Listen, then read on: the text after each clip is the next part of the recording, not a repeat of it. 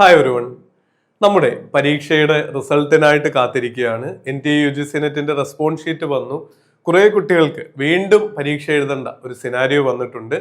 ഈ കാര്യങ്ങളെ ഒന്ന് അഡ്രസ്സ് ചെയ്യാനായിട്ടാണ് നമ്മുടെ വീഡിയോ ചെയ്യുന്നത്. അതോടൊപ്പം തന്നെ വരുന്ന സൈക്കിളുകളിൽ തയ്യാറെടുക്കുന്ന വിദ്യാർത്ഥികൾക്ക് വേണ്ട ചെറിയൊരു ഗൈഡൻസും നിങ്ങളുടെ മൈൻഡ് സെറ്റ് എങ്ങനെയായിരിക്കണം എന്നുകൂടി പറയാൻ ആഗ്രഹിക്കുകയാണ്. ഒന്നാമത്തെ കാര്യം, നമുക്ക് കൺട്രോൾ ഉള്ള കാര്യങ്ങളും കൺട്രോൾ ഇല്ലാത്ത കാര്യങ്ങളും ഉണ്ട് എന്ന് മനസ്സിലാക്കിയിരിക്കുക. എപ്പോഴും ഞാൻ റിപ്പീറ്റ് ചെയ്യുന്ന ഒരു മെസ്സേജ് ആണ്, ഓർത്തിരിക്കുകയും ചെയ്യണം എന്നാണ്. ഇന്ത്യയുടെ ഭാഗത്ത് നിന്ന് മിസ്റ്റേക്കുകൾ വന്നു. എന്തായാലും പതിവിന് വിരുദ്ധമായിട്ട് അവരൊരു കമ്മിറ്റി ഫോം ചെയ്യുകയും ആ പിഴവുകൾ തിരുത്താനുള്ള നടപടി എടുക്കുകയും ചെയ്തു എന്നുള്ളത് സന്തോഷകരമായ ഒരു കാര്യമാണ്. പരീക്ഷ വീണ്ടും എഴുതേണ്ടി വരുന്ന കുട്ടികളുടെ പെയിൻ മനസ്സിലാക്കുന്നു. 2 മാസത്തോളം ഉള്ള ഒരു ഗ്യാപ്പിന് ശേഷം വീണ്ടും പരീക്ഷ എഴുതണം, വീണ്ടും ലീവ് ലഭിക്കണം, നമ്മുടെ ലൈഫിലെ കാര്യങ്ങളെല്ലാം മാറ്റിവെച്ച് വീണ്ടും ഇതിനായിട്ട് ഒന്നുകൂടി ഒരു ദിവസം ഫിസിക്കലായിട്ട് അവിടെ പോകണം. ആ പെയിൻ പോയിന്റുകളൊക്കെ മനസ്സിലാക്കുന്നുണ്ടെങ്കിൽ പോലും പിഴവ് വന്ന ഒരു പരീക്ഷ വീണ്ടും നടത്താനെടുത്ത തീരുമാനത്തെ നമ്മൾ അംഗീകരിക്കണം.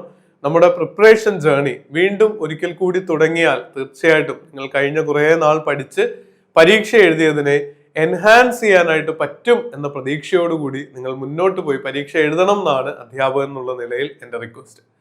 കാരണം നമ്മൾ പലപ്പോഴും കാര്യങ്ങളെ ഒരു പരിമിതിയുടെ പോയിന്റ് ഓഫ് വ്യൂവിൽ നിന്ന് എന്തൊക്കെയാണ് കുഴപ്പങ്ങൾ എന്നുള്ള രീതിയിൽ ചിന്തിക്കാൻ ട്രെയിൻഡ് ആയിട്ടുള്ളവരാണ് നമ്മുടെ ലൈഫും സമൂഹമൊക്കെ അതിനാ പഠിപ്പിച്ച്.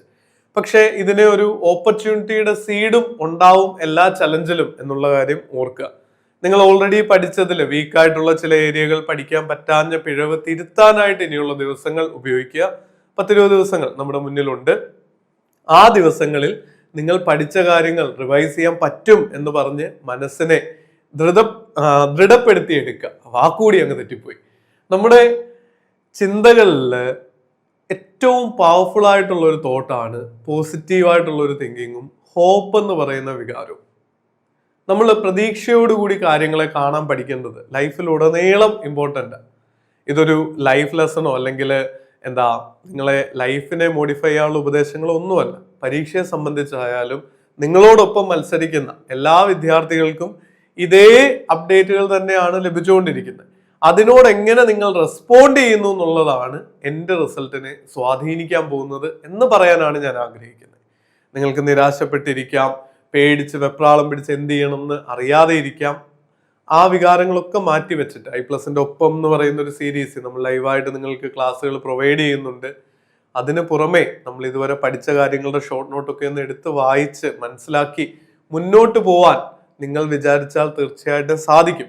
ഇന്നൊരു 1 മണിക്കൂർ ഈ വീഡിയോ കണ്ടു കഴിഞ്ഞ ശേഷം നിങ്ങളൊന്ന് സമാധാനമായിട്ട് ഒരിടത്ത് ഇരുന്നേ ഇനി പഠിക്കാനുള്ള ഏരിയകളൊന്ന് ലിസ്റ്റ് ഔട്ട് ചെയ്തിട്ട് അതിനായിട്ട് ഒരു ടൈം അലോട്ട് ചെയ്ത് ഇനിയുള്ള സെപ്റ്റംബർ 9 വരെയുള്ള ദിവസങ്ങൾ എങ്ങനെ സ്പെൻഡ് ചെയ്യണമെന്ന് ഒരു പ്ലാൻ തയ്യാറാക്കി അതിൽ സ്റ്റിക്ക് ഓൺ ചെയ്യുക. ഒരുപാട് മനസ്സമാധാനം നൽകും. ഈ മനസ്സിലെ കാര്യങ്ങൾ ചിന്തിച്ച് പോകുന്നതിനേക്കാൾ 100 ഇരട്ടി ഇഫക്റ്റീവാണ് ആ തോട്ട്സിനെ ഒരു പേപ്പറിലേക്ക് പകർത്തുക. എഴുതിയ ഒരു പ്ലാൻ ഉണ്ടാക്കി നിങ്ങൾ പ്രിപ്പയർ ചെയ്യാൻ തുടങ്ങുക. ഉറപ്പായിട്ടും നിങ്ങൾ ഇതുവരെ പഠിച്ച എല്ലാ കാര്യങ്ങളും മറന്നുപോയിട്ടൊന്നും ഇല്ലെന്നേ. അതൊന്ന് പൊടി തട്ടി എടുത്താൽ മതി. ഭൂരിഭാഗം കാര്യങ്ങളും നിങ്ങൾക്ക് ഓർമ്മയുണ്ടാവും. I+ന്റെ വിദ്യാർത്ഥികൾക്കാണെങ്കിൽ ഇന്നലെ തന്നെ നമ്മൾ ഈ കാര്യങ്ങൾ അറിഞ്ഞ ആദ്യ വർക്കിംഗ് ഡേയിൽ തന്നെ കോഴ്സിന്റെ വാലിഡിറ്റികളെല്ലാം എക്സ്റ്റെൻഡ് ചെയ്ത് കൊടുത്തിട്ടുണ്ട്. ലൈവ് അടക്കം നടക്കുന്നുണ്ട്. ക്ലാസ്സുകളിൽ പങ്കെടുക്കുക. നിങ്ങൾ പഠിച്ച കാര്യങ്ങൾ റിവൈസ് ചെയ്യാനായിട്ടുള്ള ഒരു അവസരം കൂടി ലഭിച്ചു എന്ന് കണക്കിലാക്കി മുന്നോട്ട് പോയി പരീക്ഷ എഴുതുക. ഇനിയും റെസ്പോൺസ് ഷീറ്റ് ഡൗൺലോഡ് ചെയ്യാൻ ലഭിച്ച മറ്റുള്ളവരുടെ കാര്യം പറയുകയാണെങ്കിൽ റെസ്പോൺസ് ഷീറ്റ് ഇന്നുകൂടി മാത്രമേ ഡൗൺലോഡ് ചെയ്യാനായിട്ട് സാധിക്കുകയുള്ളൂ. ഡൗൺലോഡ് ചെയ്യാം. പ്രൂഫ് അടക്കമുള്ള ചലഞ്ചസ് നിങ്ങളുടെ സൈഡിൽ നിന്ന് കൂടി നടത്തുക. പോസിറ്റീവായിട്ട് തന്നെ ഹോപ്പ് വെക്കുക.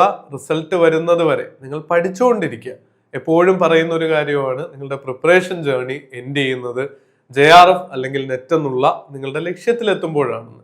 അതിനുവേണ്ടിയുള്ള എഫേർട്ട് തുടരുക.